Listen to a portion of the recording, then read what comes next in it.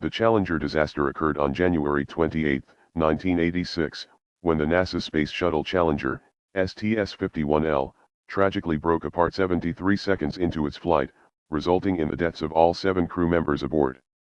The shuttle was launched from the Kennedy Space Center in Florida, and the disaster was televised live, witnessed by millions.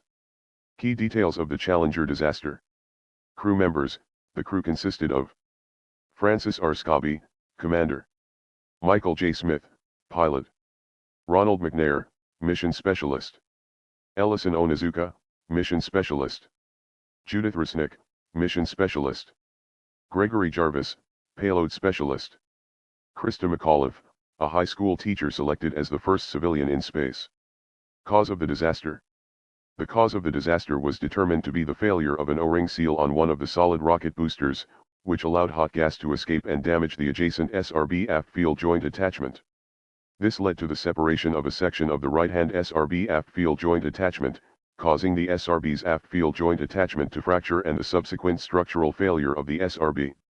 The hot gas leaked into the SRB aft field joint attachment and into the adjacent SRB aft field joint attachment, leading to the destruction of the SRB aft field joint attachment. Key factors leading to the tragedy. Cold weather. The launch occurred on an unusually cold morning, with temperatures well below freezing, which affected the O-ring's ability to seal the joints of the solid rocket boosters. Pressure and time constraints.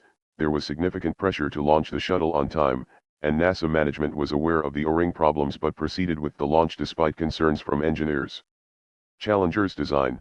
Some of the shuttle's components were also later criticized for their design, which contributed to the disaster.